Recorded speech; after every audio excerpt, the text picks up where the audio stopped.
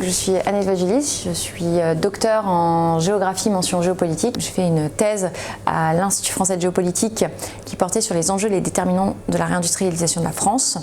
Cette thèse a été réalisée dans le cadre d'un contrat CIFRE, c'est-à-dire que j'ai passé une partie de mon temps à l'université et l'autre dans une entreprise. Et cette entreprise s'appelle June Partners, qui m'a accompagnée pendant toute la durée de ma thèse et dont je suis aujourd'hui directrice associée. Donc, de mon point de vue, le numérique, on peut dire que c'est une industrie. Après, c'est une réponse qui appelle à peut-être plus de détails, dans le sens où, à la fois, le numérique est un élément peut-être déclencheur de certaines révolutions industrielles. Il a induit des changements techniques et sociétaux. On a eu, dans les années 70, au moment du début de la troisième révolution industrielle, donc qui est la révolution liée aux technologies d'information et de la communication, des progrès techniques, avec l'essor des découvertes sur certains composants clés du numérique de l'industrie. On pense par exemple aux microprocesseurs chez Intel, qui ont été des accélérateurs des transformations, et des transformations notamment dans l'industrie.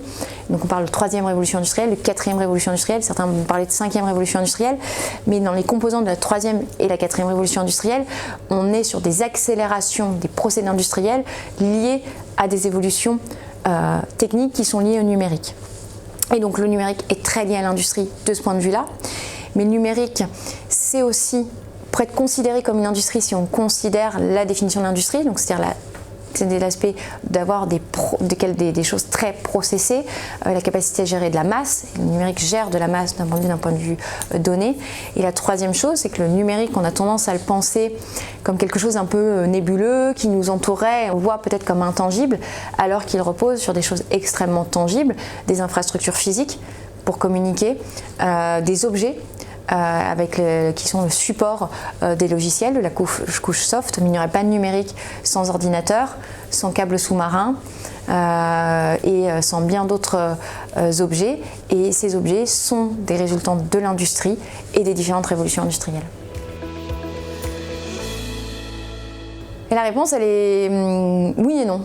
Oui, dans le sens où derrière la notion de souveraineté, il y a la notion de ce qu'on maîtrise sur notre territoire, c'est-à-dire notre faculté à ne pas dépendre d'un autre, un autre qui peut être une entreprise.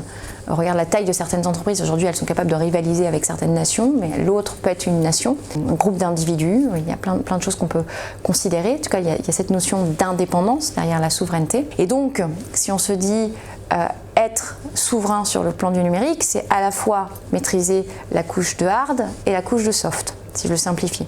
Donc c'est comment est-ce qu'on produit tout le hard ou une grande partie du hard sur le territoire français, comment est-ce qu'on a des ordinateurs, des microprocesseurs, tous les composants qu'on va retrouver dans les outils de communication sur le territoire français, comment est-ce qu'on maîtrise les infrastructures physiques nécessaires au numérique avec des acteurs français. Et puis après, on a toute la couche soft, le logiciel, algorithme, etc., qui, pour avoir une souveraineté, doit être française. Et donc, là-dedans, on se rend compte que, d'une part, on ne pourra jamais tout maîtriser sur le territoire, et donc l'enjeu pour être sur cette souveraineté, donc à travers la réindustrialisation, c'est de décider qu'est-ce qu'on veut relocaliser ou reproduire en France pour être sur un fonctionnement de dépendance choisie et pas subie.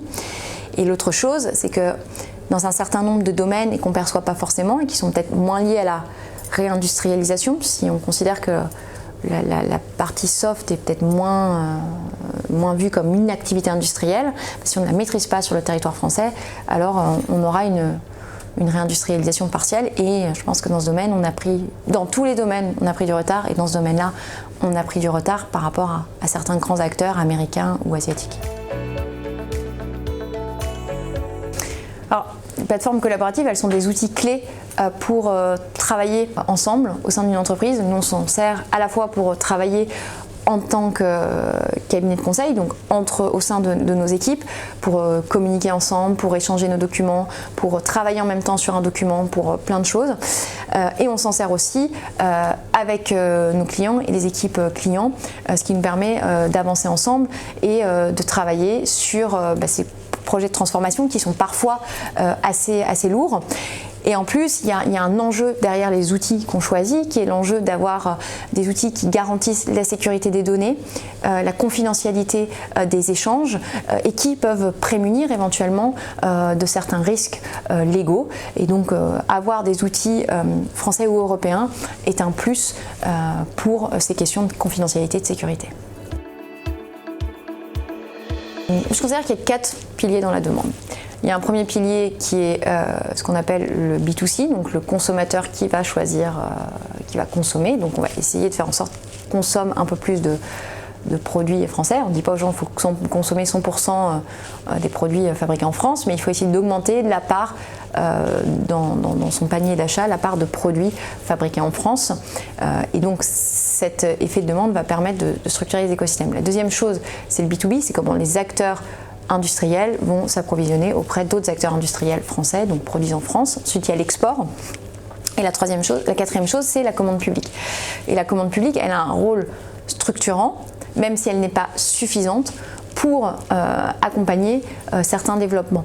C'est-à-dire, elle va garantir des volumes et donc permettre le développement aussi des activités. Et là où la commande publique peut jouer un rôle, c'est-à-dire que notamment dans le domaine du numérique, on a beaucoup d'acteurs français qui sont situés à différents points de la chaîne de valeur, qui sont très performants dans ce qu'ils proposent. Le problème, c'est qu'ils n'ont pas la capacité, pour un certain nombre, d'avoir autant de cas d'usage que des mastodontes américains ou d'autres nationalités. Et donc, qu'est-ce qu'on répond à ces acteurs? Souvent, c'est de dire « Ah oui, mais en fait, vous n'avez pas le cas d'usage sur tel truc, donc finalement, on va plutôt prendre l'acteur qui a déjà le cas d'usage ou qui est prêt à accompagner l'entreprise en prenant à sa charge certains coûts de développement. » Et donc là, la commande publique, elle peut jouer son rôle parce qu'elle peut donner justement des cas d'usage à ces acteurs pour leur permettre de montrer qu'ils savent faire et donc encourager aussi les acteurs privés de choisir ces solutions et donc de soutenir l'écosystème. Peut-être que ce que j'aimerais, et c'est pas facile, c'est qu'on arrive tous collectivement à se dire que c'est incroyablement dur, que tous les jours on a des raisons de désespérer, de se dire qu'on n'y arrivera pas, que les choses ne vont pas dans le bon sens, mais que collectivement on reste positif en se disant que chaque jour on fait un effort, mais chaque jour on peut contribuer à transformer le monde pour le rendre meilleur et en tout cas plus soutenable.